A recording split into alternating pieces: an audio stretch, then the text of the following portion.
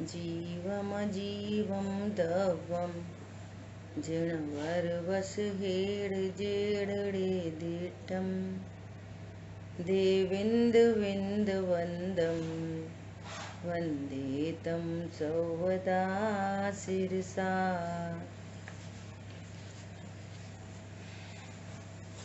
द्रव्य संग्रह जी ग्रंथ,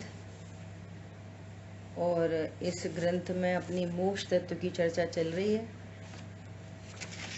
कल तक अपन ने मुक्त आत्मा के सुख की सिद्धि के लिए शरीर सुख का साधन होने का खंडन, इसकी चर्चा की। और इसके 4th पॉइंट में ये बहुत इम्पोर्टेंट चर्चा थी। क्या? केवली और सिद्धों का सुख। देखो, केवली और सिद्धों का सुख, मोक्ष तत्व किसको प्रकट होता है? केवली अनंत भगवान को और सिद्ध भगवान को। अभी चर्चा आएगी नीचे, और है ना। केवली और सिद्ध भगवंतों का सुख, वह सुख अतिशय आत्मोत्पन्न, आत्मा से उत्पन्न हुआ है, 28 मूल गुण से नहीं। आत्मोत्पन्न, विषयातीत, जो हमें विषय भोगों में लग रहा है कि सुख है, वो विषयातीत है, विषयों से अतीत, भिन्न, अनुपम, अनंत अर्थात अविनाशी है। एक बार वो सुख प्रकट हुआ तो उसका कभी अभाव नहीं होगा। हर समय नया नया नया सुख, नया सुख, अनंत सुख, अनंत सुख, अनंत काल के लिए, और अविच्छिन्न, अटूट है। यह सुख निज आत्म स्वरूप उपादान कारण से सिद्ध है। ये सुख, इस सुख का उपादान कारण कौन है? शुद्धात्मा। शुद्धात्मा उपादान कारण है। और दूसरे एंगल से बोलो तो ज्ञान कारण है, क्योंकि ज्ञान ने शुद्धात्मा का लक्ष्य किया है। श्रद्धा और चारित्र भी शुद्ध हुए, परिपूर्ण शुद्ध हो गए, है ना। तो इस प्रकार से कल अपन चर्चा कर चुके कि उनको अनंत चतुष्टय प्रकट हुए। ठीक है। अब हम मोक्ष अवस्था है, और त्रिकाली ध्रुव भगवान आत्मा है। भगवान आत्मा के आश्रय से मोक्ष अवस्था प्रकट होती है ना। अब देखो, मोक्ष अवस्था अनंत भगवान को भी मोक्ष अवस्था कही जाती है, और सिद्ध भगवान को भी मोक्ष अवस्था है। दोनों में अंतर है। क्या अंतर है? कि ये 4 घाती कर्मों के अभाव से अनंत बने। देखो नीचे लिखा है भाव मोक्ष। यह अवस्था 4 घाती कर्मों का नाश होने पर 13वें गुण स्थान में प्रकट होती है। और जो सिद्ध बने हैं, सिद्ध, वे शेष अघाती कर्मों का अभाव होने पर वे सिद्ध बने हैं, है ना। शेष अघाती कर्मों का भी अभाव हुआ। अनंत भगवान को कहते हैं अनंत सुखी, और सिद्ध भगवान को कहते हैं अव्ययवाद सुखी। दोनों के सुख का जो विशेषण है वो में अंतर है। अनंत भगवान को क्या बोलते हैं? अनंत सुखी। और सिद्ध भगवान उस अनंत सुख के साथ विशेषण लगा हुआ है, अव्ययवाद सुखी, क्योंकि शेष अघाती कर्मों का भी अभाव हो गया। वैसे भी अघाती कर्म अनंत भगवान के सुख में और सिद्ध भगवान के सुख में कोई अंतर है? तो अघाती कर्म और संयोग, उसके निमित्त से प्राप्त होने वाले संयोग, तो वैसे भी बंध के कारण शुरू से नहीं थे, दुख के कारण नहीं थे। वे तो शरीर दुख का कारण नहीं, संयोग दुख के कारण नहीं। अज्ञान मोह राग देश दुख के कारण थे। सो उनका अज्ञान मोह राग देश मिट चुका है, मिट गया, आत्यांतिक क्षय हुआ है, तो पूर्ण सुखी हो गए अनंत भगवान। लेकिन अघाती कर्म विशेष थे, तो उनके अभाव होने पर उनको उनके लिए अव्ययवाद सुख की बात कही जाती है। ठीक है, देखो मोक्ष अवस्था 5th पॉइंट में देखेंगे। संपूर्णतः भाव कर्म द्रव्य कर्म रूप मल कलंक से रहित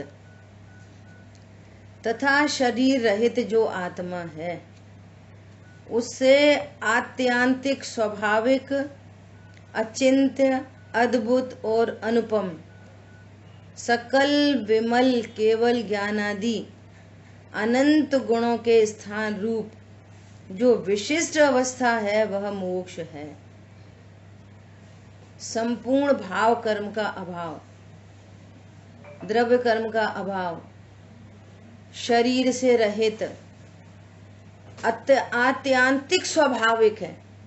ये जो पर्याय प्रकट हुई है पूर्ण शुद्ध पर्याय, ये जैसा स्वभाव था वैसा स्वभाव पर्याय में प्रकट हुआ है। आत्यांतिक स्वाभाविक है। ये भी क्लास चल रही है ना, बिल्कुल चुप करके बैठो, ठीक है। तो क्या बोल रहे हैं, जैसा द्रव्य स्वभाव वैसी ही पर्याय।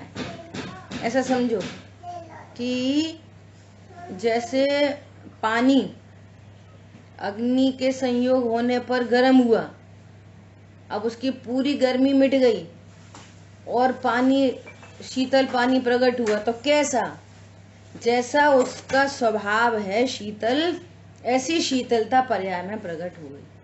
तो वो कैसी शीतलता है, स्वाभाविक। स्फटिक मणि नीचे पन्नी रखी थी, रंग बिरंगी दिखाई दे रही थी स्फटिक मणि, और उनका अत्यांतिक क्षय हुआ। अब स्फटिक मणि कैसी दिख रही है, जैसी नेचुरल थी पूर्व से ही वैसी प्रकट हो गई। तो ये परिपूर्ण दशा कैसी होती है, स्वाभाविक। जैसा द्रव्य स्वभाव होता है वैसी पर्याय प्रकट हो गई।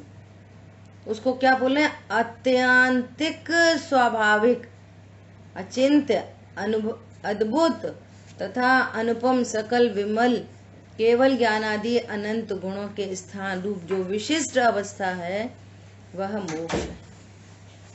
ठीक है। अब देखो, पूर्व में अपन ने चर्चा की कि जैसे भाव आश्रम, ऐसे द्रव्य आश्रम, भाव बंध द्रव्य बंध, भाव संवर द्रव्य संवर, भाव निर्जरा मोक्ष निर्जरा, भाव मोक्ष द्रव्य मोक्ष, है ना। तो भाव मोक्ष किसकी पर्याय है, बोलो जल्दी बोलो। भाव मोक्ष किसकी पर्याय है, जीव की, जीव की पर्याय है। बहुत बढ़िया। क्या, कैसी पर्याय, के पूर्ण शुद्ध पर्याय। ठीक है। और द्रव्य मोक्ष किसकी पर्याय है, पुद्गल की, पुद्गल की पर्याय। पुद्गल में भी किस पुद्गल की, कर्म की, ज्ञान वर्णादि कर्म की, है ना ये। तो ये पुद्गल की पर्याय है। अब देखो, जैन शासन स्यादवादमयी है ना, उसमें अपेक्षा बदल जाने पर उसका भाव बदल जाता है। सुनना बहुत ध्यान से, अपेक्षा बदलने पर भाव बदल जाता है। एक तो वो तो सेटेड है ही है, क्या क्या सेटेड है, भाव मोक्ष जीव की पर्याय और द्रव्य मोक्ष पुद्गल की पर्याय। ये अपेक्षा तो एकदम स्पष्ट है। अब यहाँ थोड़ी अपेक्षा बदल के बात होने वाली है, तो उसको ध्यान से समझना, उसका भाव ग्रहण करना। कैसे, देखो जैसे अभी हाल ही बोला, भाव ग्रहण करना, तो ग्रहण करने के कितने अर्थ हैं। हम आपको बोले कि ये जिनवाणी ग्रहण करो, ऐसा बोले, जिनवाणी ग्रहण करो, तो क्या करोगे, हाथ आगे करोगे और जिनवाणी ग्रहण करोगे। अभी बोले भाव ग्रहण करो, तो क्या करोगे, हाथ ऐसा करोगे, भाव दे दो, ला हम ग्रहण करें। कौन समझ में आया, क्या बोलोगे, ला दो भाव हम ग्रहण करें, कि नहीं, ज्ञान में स्वरूप को समझो। दूसरे ग्रहण का अर्थ क्या हो गया, स्वरूप को समझो। अभी हम आपको बोले भोजन ग्रहण करो, तो भी क्या, तब क्या करोगे? कैसे भोजन ग्रहण करोगे? ऐसे हाथ में स्वयं से उठा के खाओगे, तो ये ग्रहण करो। और फिर हम आपसे बोले आसन ग्रहण करो, तब क्या करोगे? आसन को खाने लग जाओगे, बोलो, आसन पर बैठ जाएंगे, है ना? तो 4 ग्रहण के शब्द एक ही है और सबके भाव अलग अलग हैं, अर्थ अलग अलग है। ऐसे ही किस कंटेक्स्ट में बात चल रही है उसको समझना ये बहुत आवश्यक है। अब देखो, अब यहाँ पे क्या बोल रहे हैं? अनंत भगवान को, वो पहली अपेक्षा है ना जीव की पर्याय, वो भाव मोक्ष, और द्रव्य कर्मों का अत्यांतिक क्षय, वो द्रव्य मोक्ष, है ना? ये अपेक्षा एकदम स्टैंड है। अब यहाँ पे द्रव्य और भाव का अर्थ थोड़ा बदल रहा है। क्या बदल रहा है? यहाँ पे कह रहे हैं भाव मोक्ष किसको कह रहे हैं कि 4 घाती कर्मों का नाश होने पर 13वें गुणस्थान को कह रहे हैं भाव मोक्ष, और सिद्ध भगवान को कह रहे हैं द्रव्य मोक्ष। पहली वाली अपेक्षा एकदम स्टैंड है बैकग्राउंड में। अब इसका भाव समझना है हमको, नई बात को। क्या किए, क्यों कर दिया कि अनंत भगवान अभी सशरीरी विराजमान है। जो मोक्ष अवस्था है वास्तव में वो 2 ऊपर ही लिखा है, वो द्रव्य कर्म, भाव कर्म और शरीर से रहित अवस्था है ना? उसका नाम मोक्ष है वास्तव में। तो जो सिद्ध भगवान प्रकट हुए शरीर से भी रहित,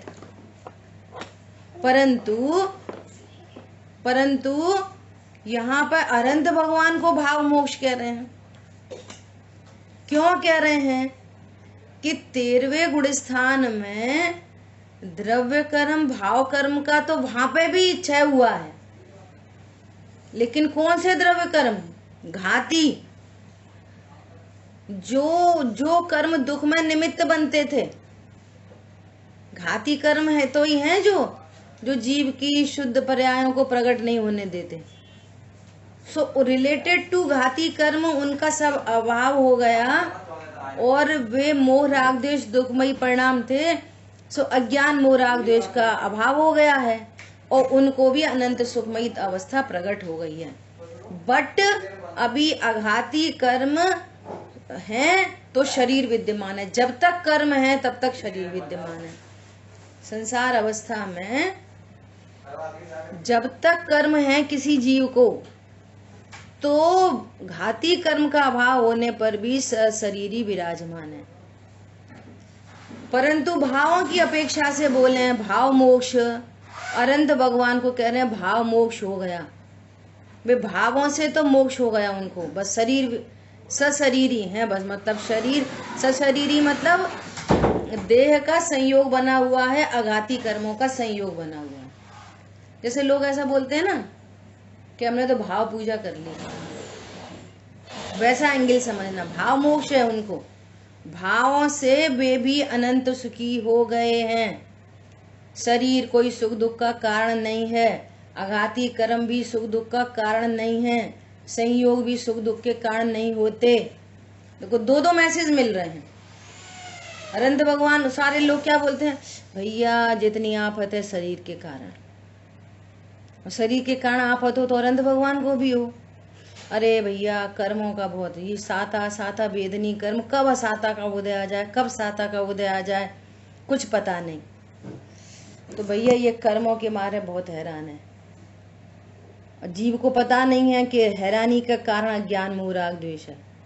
जहाँ अज्ञान मोह राग द्वेष मिट जाते हैं, वहाँ शरीर की कोई कंडीशन हो, बाहर में संयोगों की कोई कंडीशन हो, वो दुख नहीं कर पाती। अखिल विश्व के रम्य भोग मोह नहीं उपजा सकते। सकल गे गायक तदपि वीतरागता में लीन, गायक में ही लीन। सकल गे गायक तदपि वीतरागता ही उत्पन्न होती रहती है।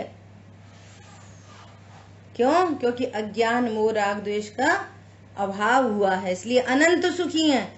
देह और संयोग होने पर भी अनंत सुखी हैं। कितने लोग समवक्षण में आ रहे जा रहे, कोई दिव्य ध्वनि सुन रहा है, कोई नहीं सुन रहा है ना। जैसे मान लिया अब यार कोई लेफ्ट हो गया, तो लेफ्ट होते से ही ज्ञान का विषय बनता, वो लेफ्ट हो गया,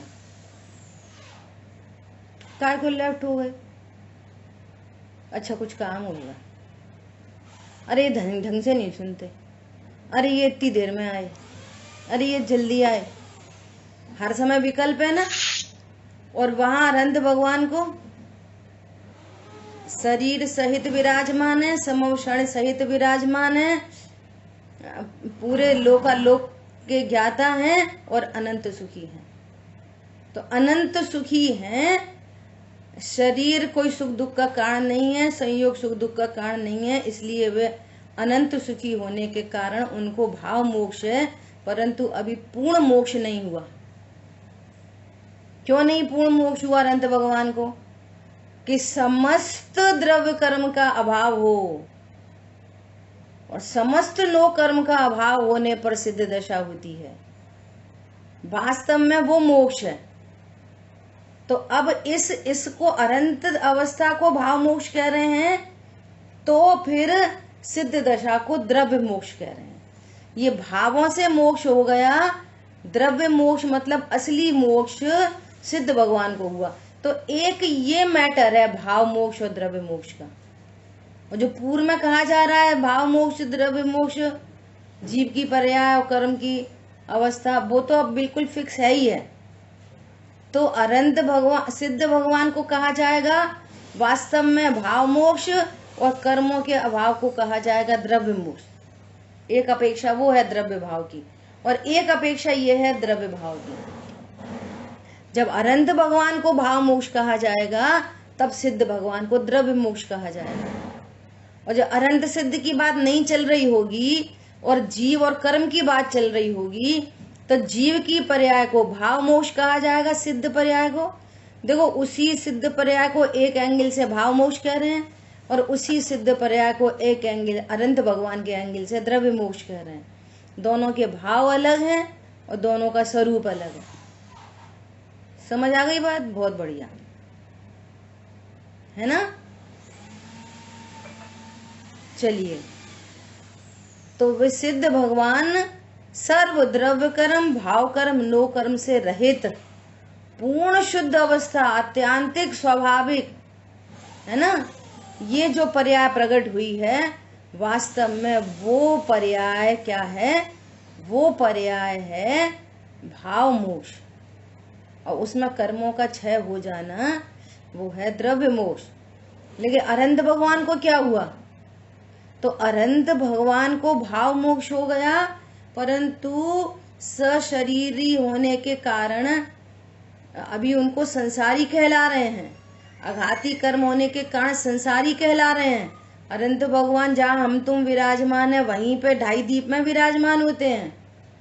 अनंत भगवान सिद्ध क्षेत्र में विराजमान नहीं होते। सिद्ध क्षेत्र में तो सिद्ध भगवान ही जाते हैं, इसलिए उनको द्रव्य मोक्ष है, और अनंत भगवान को भाव मोक्ष है। उस मोक्ष का एंगल क्या है? भाव मोक्ष का एंगल अनंत भगवान को, कि वे देह सहित विराजमान होने पर भी अनंत सुखी हैं। ठीक है, ये पूरी बात हो गई अपनी। क्लियर हो गई सभी को? ओके हो गई बुआ जी। ओके।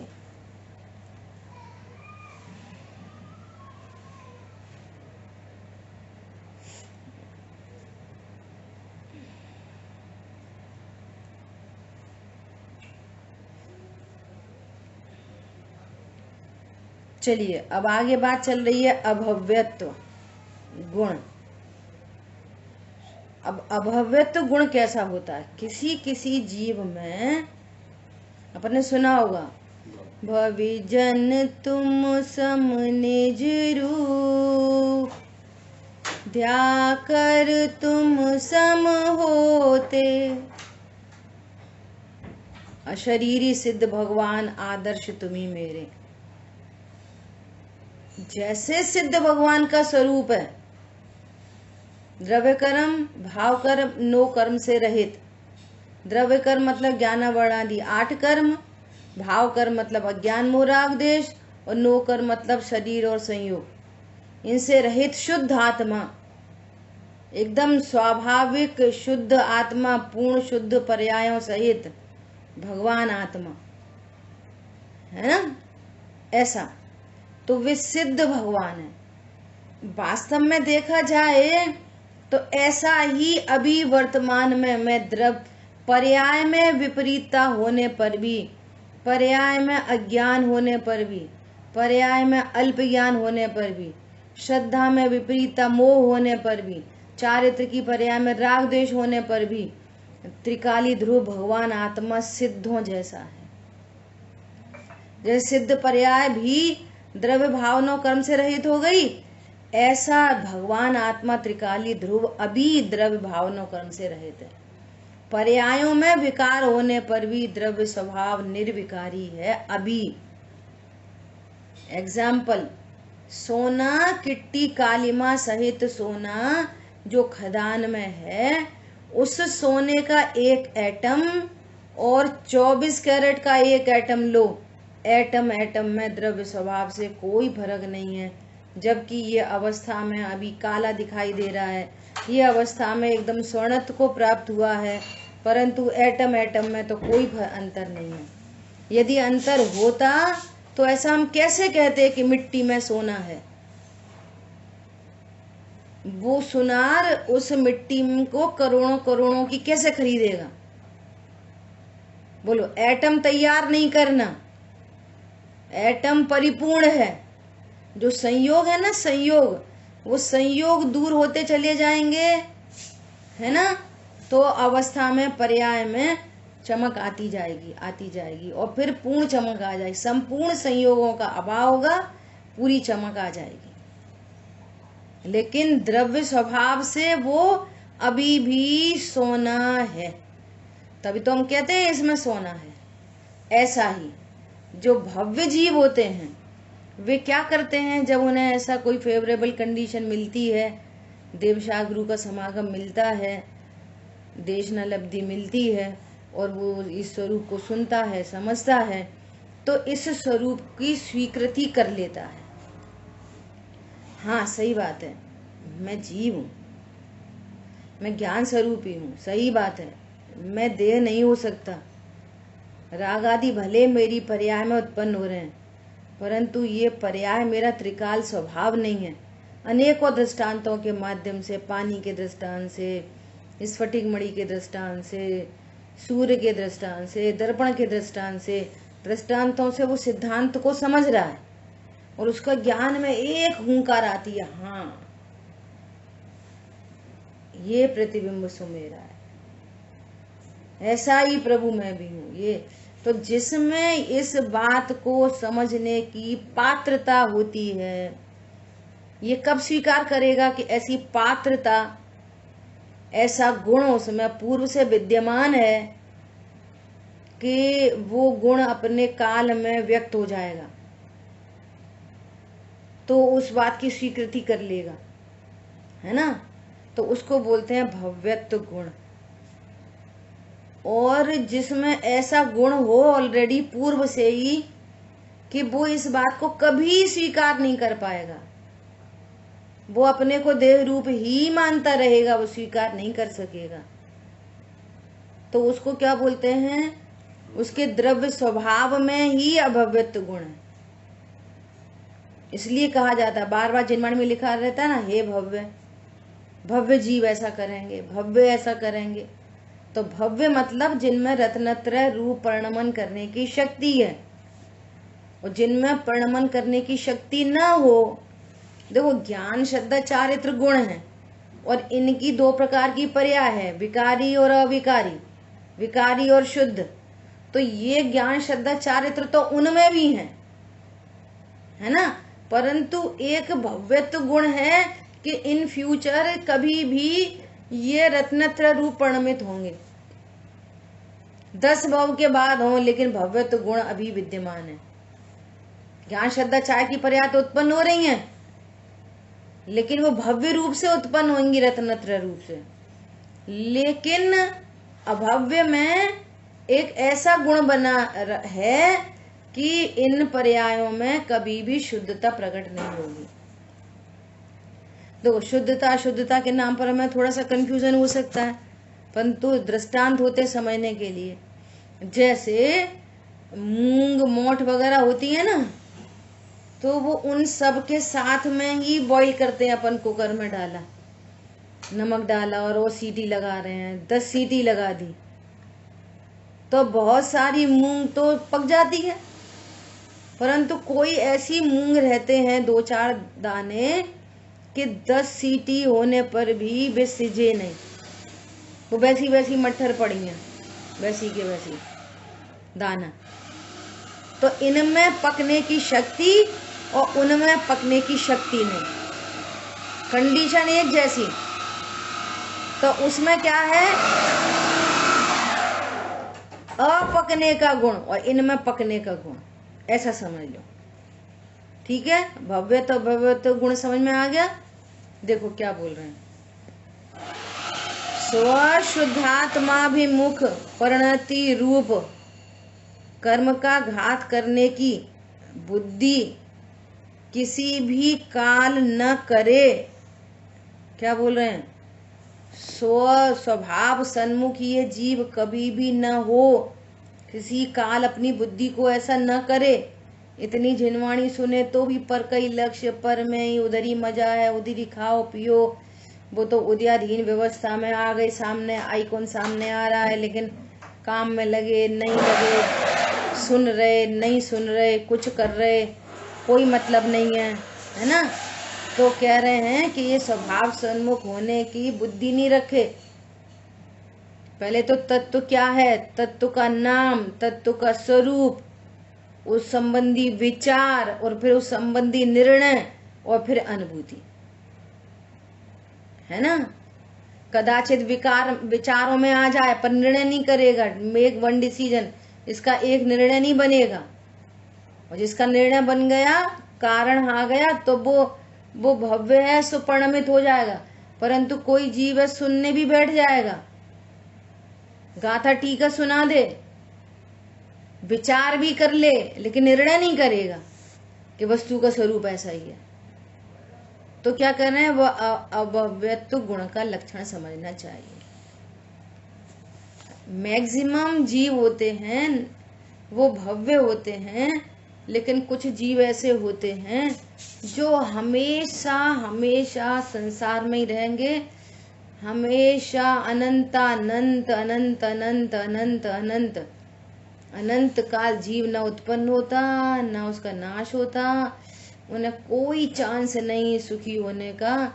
बस ऐसे झगड़ते रहेंगे, मरते रहेंगे, खाते रहेंगे, पीते रहेंगे, और कभी धर्म ध्यान करेंगे तो द्रव्यलिंगी भी बन जाएंगे, लेकिन तत्व का निर्णय विचार नहीं कर पाएंगे। शुद्ध रोटी खा लेंगे, शुद्ध खाना खा लेंगे, शुद्ध दूध पी लेंगे, सब काम कर लेंगे, लेकिन तत्व विचार नहीं कर पाएंगे। कदाचित विचार भी चले तो तत्व निर्णय नहीं कर पाएंगे। ऐसी योग्यता उनकी किसने बनाई, कि कोई ने नहीं बनाई, वे स्वभाव से ही ऐसे हैं। ये भव्यत्व अभव्यत्व गुण ज्ञान श्रद्धा चारित्र गुणों की तरह त्रिकाल रहने वाले गुण हैं। ये भव्यपना और अभव्यपना कर्म की मेहरबानी से नहीं है। जैसे किसी जीव में ज्ञान श्रद्धा चारित्र अस्तित्व वस्तित्व प्रभुत्व आदि सब शक्तियां गुण धर्म और गुण हैं, वो सब है ना, ऐसे सेम टू सेम उसमें भी हैं, सेम टू सेम। परंतु इसमें एक एक्स्ट्रा गुण है अभव्यत्व, और उनमें एक गुण है भव्यत्व। ये त्रिकाल रहने वाला गुण है दोनों केस में। ये पर्याय नहीं है, भव्यत्व अभव्यत्व पर्याय नहीं है, गुण है, त्रिकाल रहने वाला गुण। और ये त्रिकाल रहने वाले जो गुण होते हैं ना, जैसे ज्ञान श्रद्धा चारित्र गुण, ये किसी कर्म के कारण नहीं होते। सो भव्यत्व अभव्यत्व इनबिल्ट है, दूसरी भाषा में बोलो तो इनबिल्ट है वो तो। जैसे बहुत बहुत लोगों में ऐसा इनबिल्ट होता है ना कि इनसे अब कोई पुत्र पैदा नहीं हो सकता, वे इनबिल्ट हैं। दृष्टांत है समझने का। ऐसे ये भव्यत्व अभव्यत्व इनबिल्ट है। किसी कर्म के बहुत तीव्र उदय है इसलिए वो अभव्य, ऐसा नहीं। समझ में आ रही है? तो जिनको भव्यत्व गुण है वे रत्नत्रय रूप परिणमित होंगे, और जिनके अभव्यत्व गुण है वे रत्नत्रय रूप परिणमित नहीं होंगे। और ये भी बात सही है कि अभव्य जीव बहुत थोड़े होते हैं। जैसे अपन ने एक कटोरी मूंग ली, तो एक कटोरी मूंग में ऐसी कितनी मूंग होती है जो सीजती नहीं है? 2-4 होती हैं। अब एक कटोरी मूंग मतलब कितने दाने समझ लो? 500, 600, 1000 दाने। 1000 दाने के बीच में 1-2 मूंग होती है ना? ऐसे ही अनंत जीव राशि में कुछ जीव राशि ऐसी होती है जो अभव्य होती है। ठीक है? और उसकी भी संख्या है। कैसी संख्या? कि जितने अब तक सिद्ध हो चुके, उनके अनंतवे भाग अभव्य जीव रहते हैं। अब जो नेचुरल है होते ही हैं, वे तो पाए जाते हैं ऐसा। ठीक है? कर्मोद नंबर 9 पॉइंट है। कर्मोदय निरंतर होने से शुद्धात्म भावना नहीं हो सकती, ऐसी शंका संबंधी प्रश्नोत्तरी। देखो, भव्यत्व अभव्यत्व की बात हो गई, ये तो इनबिल्ट कंडीशन है। लेकिन अब दूसरा प्रश्न लगा रहे हैं कि साहब हमारे को दर्शन मोहिनी कर्म का बहुत तीव्र है, सो हमें सम्यक दर्शन नहीं हो पा रहा। ये भी तो हो सकता है। तो हम भव्य हैं कि अभव्य हैं, है ना?